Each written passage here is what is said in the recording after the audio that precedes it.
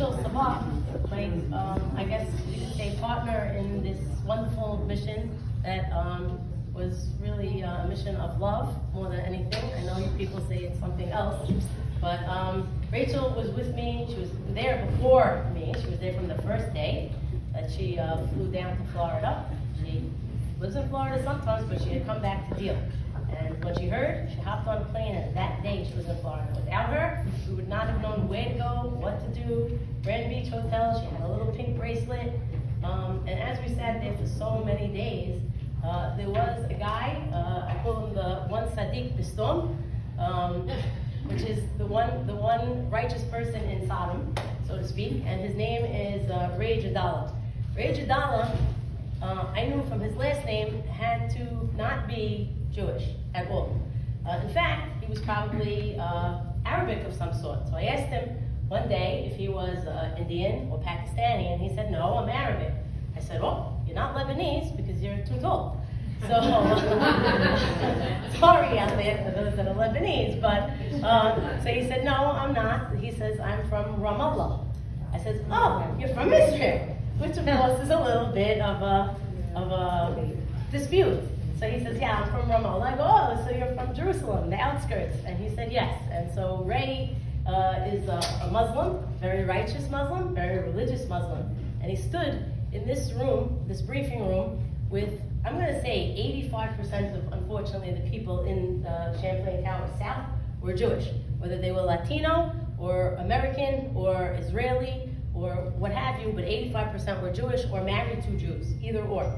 And he stood there, and you know Jewish parents and Jewish parents, come on, you all killed the principals of every school. You have your kids in. So, you know, they pushed him to the limit. People got up, they cursed him, they screamed at him, they hugged him, they cried. And he was an honest man. The only one who told us the truth from day one. And really, I have to say thank you to him, to Ra'ed Jadallah. If you ever hear of him or see of him, he's, I think, the main person to thank. And just like he would say every time we got up to start a briefing, twice a day, he would say, okay, everybody, can everybody please silence their phones? And so that was the first thing. So I guess, like Ray, I'm going to ask you all if you can put your phones on silent. So all those nice ringtones could be silent. And then we're here to talk about somebody I don't believe I'm here to talk about. So a little hard. There's a lot to say, and I know you all have a lot of questions. And I know a lot of people want to do zakat and give charity and do something so Estelle won't be forgotten. I can tell you from the start, Estelle will never be forgotten. Never, ever be forgotten. And it's not just because of me or for Rachel or from her family, from all of you who do so much. All of the prayers, which actually I think are the things that helped the most. I think there were 3 Tehillim chats with about 300 people in each. They were all closed. And not just for Estelle, there were other people in the building that so many people from New York and New Jersey knew, that you'll hear about a little. But a lot of friends want to speak, and I want to first thank Rabbi Ozeri. Really everyone, Rabbi Ozeri, I went to him and I said, Rabbi Ozeri, says, you know, Estelle's a woman, you spoke about what an independent, wonderful woman that she was, and women want to speak for Estelle. He goes, okay, you could write it down and we'll read it in the thing. And I go, no, Rabbi, we want to speak for Estelle. And then he looked at me sideways and he said, nah. I said, wait, Rabbi, you're the Chacham. I come to you for advice. And I said to him, I said, look, there's got to be a way. You're the smart one here, right? I said, there's got to be something, you know, in between the prayers and the Tehillim and the other speech, something. He was a little unsure, and I said, maybe another room. He goes, yeah, there's a midrash. Great. I said, whoa, great idea, Rabbi. We'll take the midrash. So, you know, thank God, because I gave him a very hard time when we went in Florida. Very hard time. He heard things on the phone that I don't think anyone should hear, let alone a rabbi.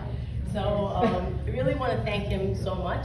Of course, Rabbi Saul Kassin, who sometimes it's hard for me to call him Rabbi Saul Kassin. I just call him Saul or Sauli because it's already, we were together for so often.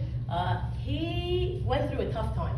And just like you're gonna see myself and Rachel and Ike, we're all hurting, he too. He came to that funeral and with 0 sleep, got up and made a speech, of which his main speech, I think, got deleted from his phone, and what he had left, and I think he did a nice job. And so I'll be eternally grateful to both of them, really forever, and of course, so many others.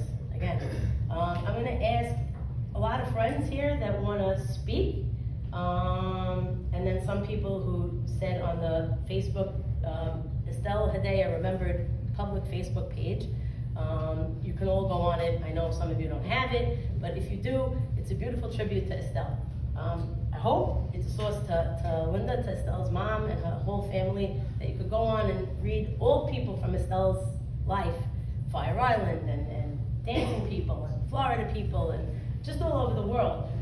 Business people who write things about Estelle and what she meant to them, and I think that's how you see the whole Estelle, you know, and not just what we know from how we grew up with Estelle. So with that, I don't know, where's Emily? First. Hey, what the mitzvah? I just want to say,